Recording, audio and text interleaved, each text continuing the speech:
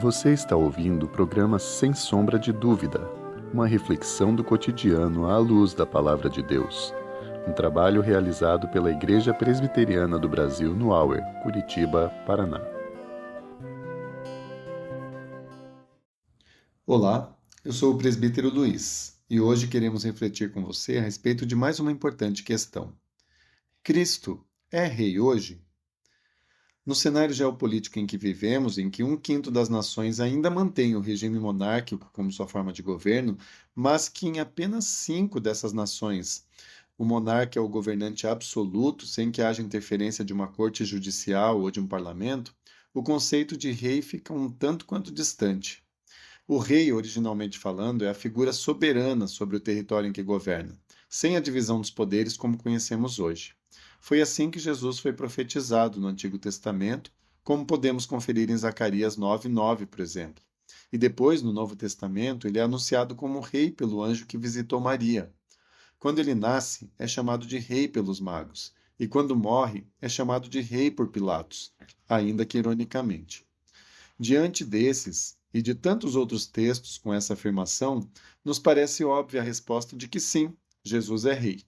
Porém, essa pergunta ainda permanece tão atual devido à grande dificuldade encontrada, não apenas por muitos judeus, mas encontrada por muita gente de forma geral, que é entender como podemos considerar Jesus Cristo um rei se a única coroa que ele usou aqui na terra foi a de espinhos. Como podemos considerá-lo rei se ele nunca se assentou em qualquer trono enquanto esteve aqui? Que rei é esse que não tinha lugar para repousar a cabeça, como ele mesmo disse? Como um rei lava os pés dos seus súditos? Que rei veria o seu povo sendo dominado e explorado pelo Império Romano e não moveria uma palha para libertá-los, não iniciaria uma revolução como os judeus da época esperavam? Não, as profecias não erraram. Como sempre, Deus foi de uma precisão cirúrgica no cumprimento de cada palavra que ele havia dito. Jesus não nasceu no lar errado, com os pais errados, na situação econômico-social equivocada. Jesus também não deixou qualquer oportunidade de ganhar evidência, força ou poder político passar em branco. Ele muito menos fracassou na intenção de libertar o seu povo. Muito pelo contrário. Nós é que passamos tanto tempo sem compreender de que reino ele estava falando. Perceba, para que haja um rei, deve haver um reino. Aí nossa mente tão estreita e limitada logo nos remete a um espaço físico, um território delimitado no mapa onde Jesus deveria reinar. Nossa ambição e o hedonismo, que nos são tão peculiares, logo transladam nossa imaginação para um castelo suntuoso com um grande trono de ouro, onde Jesus assentado governaria um povo que vive em uma nação próspera, em paz, com muita comida e muito conforto, onde nenhum inimigo jamais ousaria chegar. Essa é a única visão de um reino feliz que o pecado nos permitiria ter.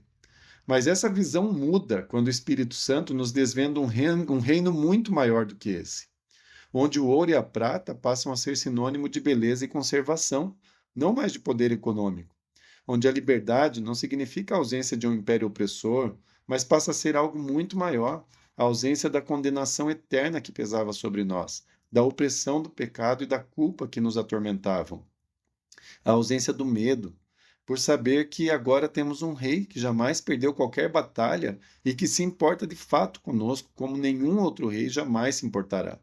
Nossa visão de reino muda quando entendemos que Jesus tinha sim uma glória maior do que a de qualquer rei e estava no trono mais sublime que alguém poderia se assentar, de onde governava não um território, mas todo o universo. Mas ele decidiu deixar o seu trono, a sua glória, por amor de nós, mesmo sabendo que seria rejeitado, mesmo sabendo que não entenderíamos de que reino ele vinha, a que reino ele pertencia e para qual reino ele queria nos levar. Ele mesmo explicou que o reino dele não era deste mundo, como está escrito em João 18:36. No entanto, mesmo diante de palavras tão claras, muitos insistem soberbamente na heresia de que nosso rei foi um impostor. Mas não importa quantos creem no seu reino, ele não precisa da nossa aceitação, nosso apoio ou nossos votos para estar no poder. Ele é rei porque é soberano sobre tudo e sobre todos. Todo o poder lhe foi dado no céu e na terra. Essa convicção sobre o rei e sobre o reino não fazem diferença para ele, mas faz diferença para você. pois apenas aqueles que entenderem esses conceitos serão salvos.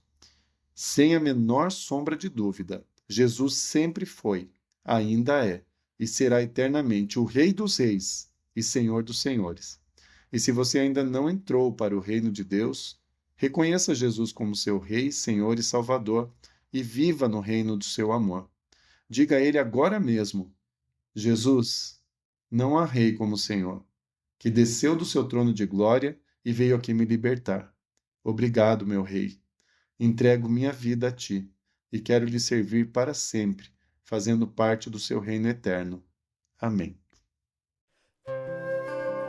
Você acabou de ouvir o Sem Sombra de Dúvida, um programa da Igreja Presbiteriana do Brasil no Hour. Visite-nos na rua Anne Frank, 845, Curitiba, Paraná, e assista os nossos cultos pelo YouTube no canal IPB Hour.